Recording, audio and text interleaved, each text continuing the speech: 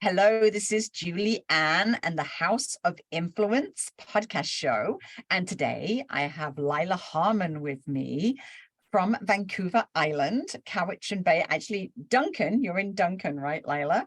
Welcome. Thank you. Welcome. So Lyla was at our retreat in May, our book writing retreat, along with Jennifer Nagel and 7 other therapists. We were writing a book about the reciprocal benefits of therapy. Lyla, tell us a little bit about yourself. Okay. Ait squail siam nasiaya Payatanat Thanasni. So my traditional name is Payatanat, and I come from Cowichan tribes, and I live and work in the Cowichan Valley doing mental health support. So I work with Indigenous community members on their healing journey. I myself am on my healing journey and help others in the mental health.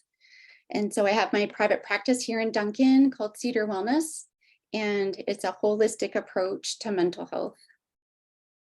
Beautiful, absolutely beautiful. And I used to live in Cowichan Bay myself, and so I know the people of Cowichan Bay, and they are the most beautiful people. I remember many times that I was helped as I was walking the road, or if my car broke down or something happened. I know that they were always there to help, which is very beautiful, very beautiful. So your story is a very interesting story, and I love that whilst you were here in Puerto Vallarta, we actually got to really understand how therapy can be a two-way street. You know, that the therapist is human too and has feelings too. And as you say, it's not just a healing journey for them, it's actually a healing journey for you. So tell us a little bit about the story that you shared in your chapter in this book. Absolutely, yeah. And I think that comes intrinsically being an Indigenous therapist, is that my own healing journey, if I can bring that and share that, then I'm emulating hope that change can happen. And so we come from a very oral culture and history. And so being able to share our story is really powerful. And being in the chapter, my connection to my mother, who attended Indian residential school, as well as my grandmother, who experienced much racism, being an Indigenous woman here in Canada, had many trials and challenges. And so the chapter is really about how the impacts of intergenerational trauma can be passed down from generations, even in our genetics, but also equally important, the healing, the epigenetics can be changed, and that intergenerational healing can happen. You know, our elders say that there can be 7 generations before the healing can really happen. And so my hope is that this generation is making the healing happen. And so my chapter really talks about reflecting backwards on terms of my ancestors, but also forward in terms of how I am trying to stop the pain pattern of intergenerational trauma for my own children. Yes. And that is, I mean, when you were telling that story, I was really deeply touched about, you know, you talking about, you know, your responsibility within those generations to stop that intergenerational trauma, the way that you parent, you know, your children. And that's a real awareness to actually to be able to step back and say, this is intergenerational. And as you say, it goes forward as well as recognizing what has come from the past. And so tell me a little bit about, I know that you shared some really deep stories about your children and the relationship with your children in your chapter. Can you talk a little bit about that?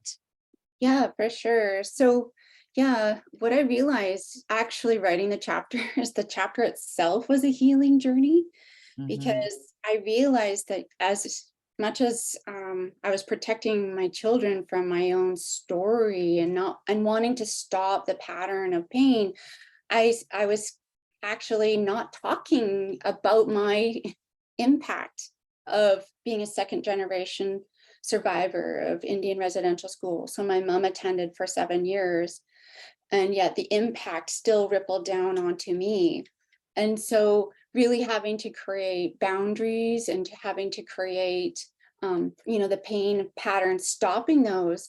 I didn't want my children being impacted, so I didn't tell them my story. And Wow. actually, this chapter is me being able to tell my story.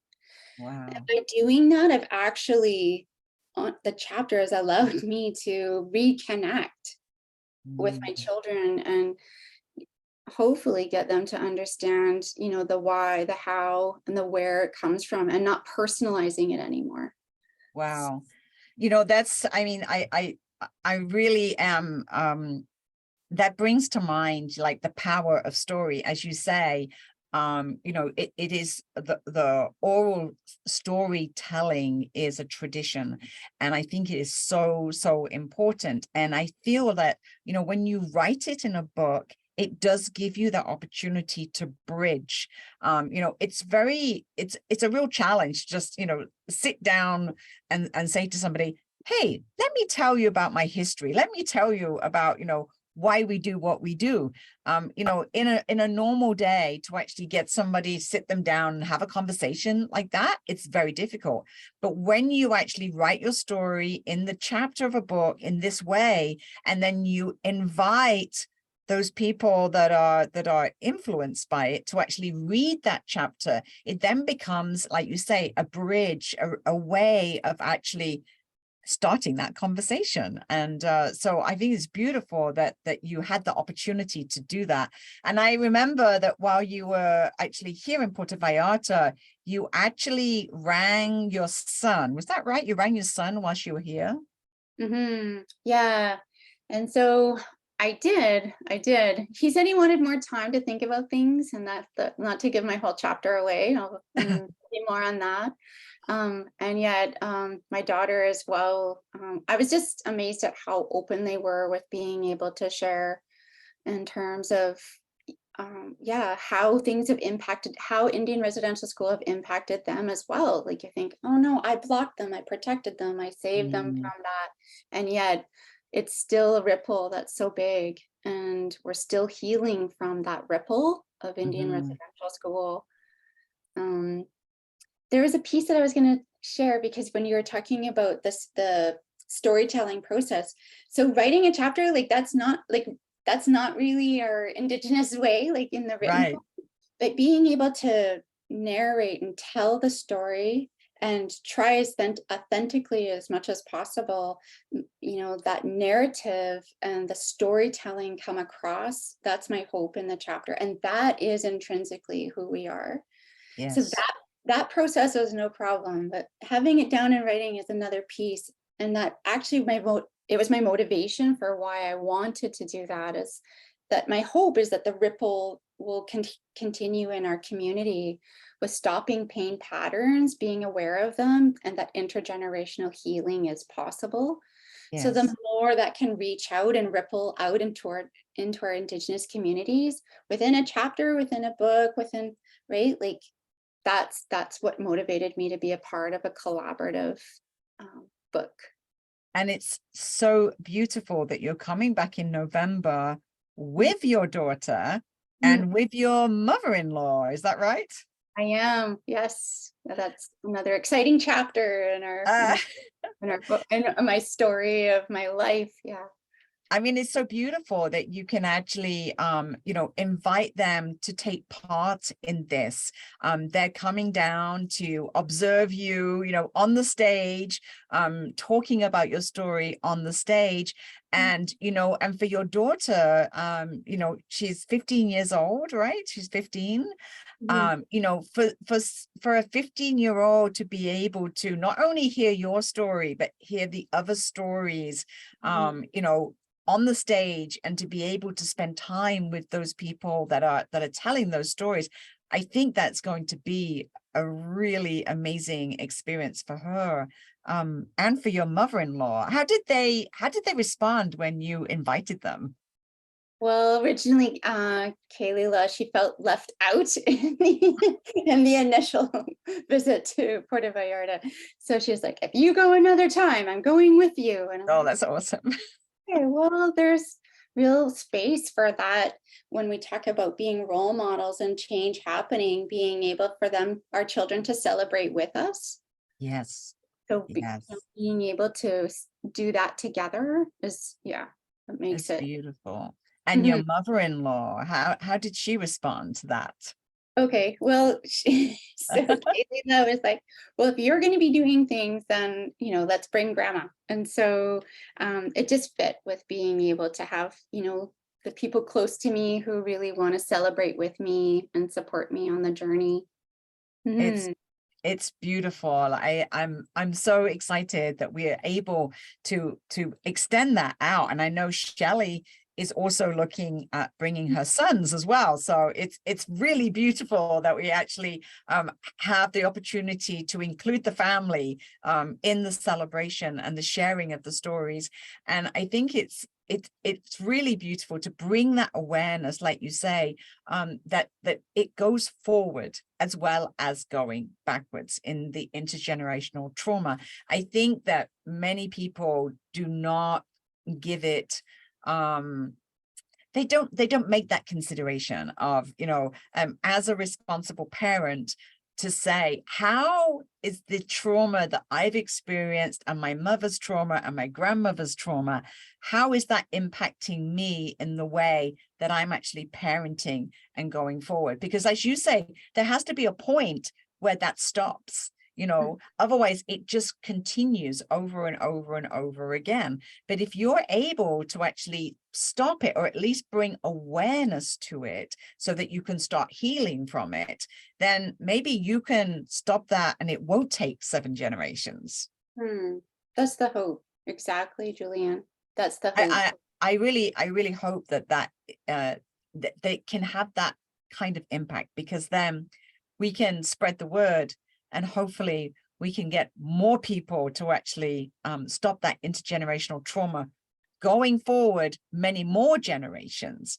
That would be very beautiful, that the book, the story, and your chapter actually has that level of impact on people. Mhm, That's my hope as well. And the work that I do within community and within healing, yeah, is being able to honor, we're so unique, our story is so unique, and yet there's so much commonality in terms of how to move forward within Yes. healing. Absolutely. I'm really honored that you're sharing your story in this way. And I'm really very, very excited about that we're able to have this level of impact. Tell me, what would be your greatest dream in terms of sharing the story, and having that story shared to the world, potentially as a TED Talk? What would be your greatest impact dream that you hope could come about by sharing it? Well, my passion is as being able to work with Indigenous women. And so when we can start, in like that one stone and being able to see the ripple that happens in the water.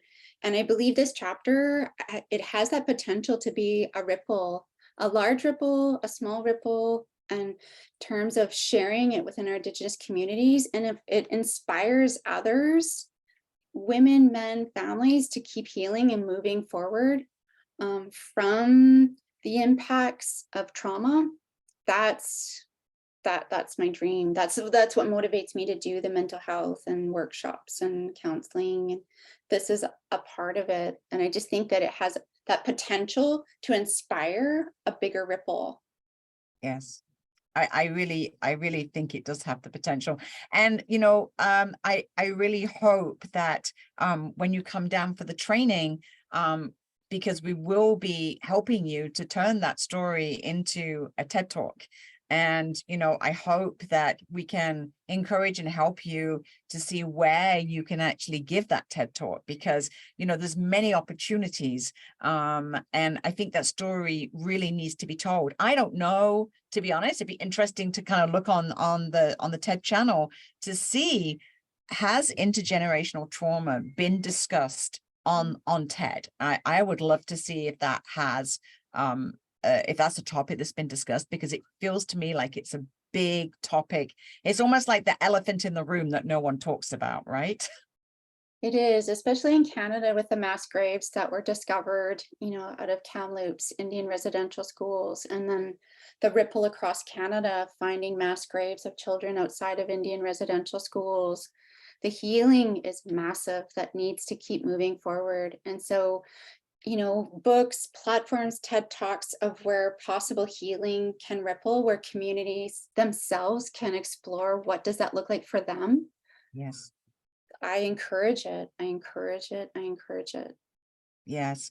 I was very surprised. I think for me, it was new education when you were talking about lateral abuse, and you were talking about how that ripple effect going forward can be so damaging to the community, because perhaps there's not so much awareness of what is actually happening, and that they are not aware of how they've been impacted by trauma from previous generations. Do you feel that this is a story that is it common knowledge, or is this new information to people? When you have people that you're counseling, does this come as a surprise to them that their behavior is actually influenced by past trauma? Is it a surprise, or do they understand that? Got you. Yeah, what comes to mind was when sharing about education around Indian residential school within our own First Nations community itself. One of the young men said, thank you so much for being able to talk about the impacts of Indian residential school. He's like, because I seen the impacts, my mother, father, grandparents who struggled and with addiction and coping and their pain patterns, and but they never talked about it because it was Mm, so difficult to talk about. So I knew mm. about residential school, Indian residential schools, but my parents wouldn't go there. They wouldn't talk about it because it was Wow. so painful. They didn't even want to share their story because it was Wow. like, I'm not going to go there. And so he's like, now I get it. Now I understand. And that's the hope, is that we take the personalization off of the individual and understand that the system is what created the impact, and the coping, that our loved ones are more than their behavior and their coping, and their pain. And so Mhm. then we understand the system and we understand the bigger picture, then we can really embrace and love our loved ones who have been impacted. And today they're caught in addiction or anger or hurt or the lateral violence that does impact our community. We can say that this is where it comes from. So I can love you, and I Yes. don't need to accept that behavior, but I love you and I know where it comes from. So like being able to hold both. Mhm. Yeah. That's, that awareness is so important. I love what you just said. I can love you for you. Having that understanding that this isn't about you as an individual. This is, as you said, a system. This is multi-generational. And as you said, it's it's easy just to try bury that story. And even you said yourself, you were not talking to your children about it either, right? It was only writing it down in a chapter that maybe brought that awareness to you. Hang on a minute. We need to talk about this. We need to bring it's like the elephant in the room. Bring it out to the open and say, let's talk about this. Let's bring awareness about it. Mm-hmm. And that's within our Indigenous community. When we talk about, is the education out there for the non-Indigenous Canadian community? Mm, No, it was Canada's big secret. yes. So, Yes. so mm, when we talk about the non-Indigenous community going, what? Our government did that? Like there's this betrayal and shock. Yes. And so that's new. Like Yes. the mass, Yeah. that's new.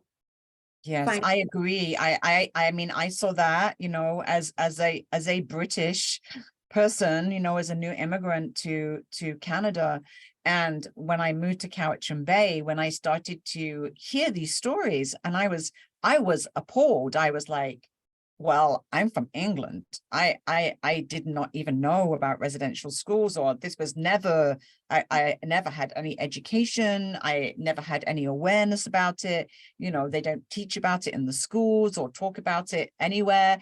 And it's like, the world needs to know this story. The world needs to know the impact on the generations, like going forward. And so I think we need books like this. We need stories to be shared from people like you that you are willing to be vulnerable and to share your personal story so that the world understands what's happening. It's so important.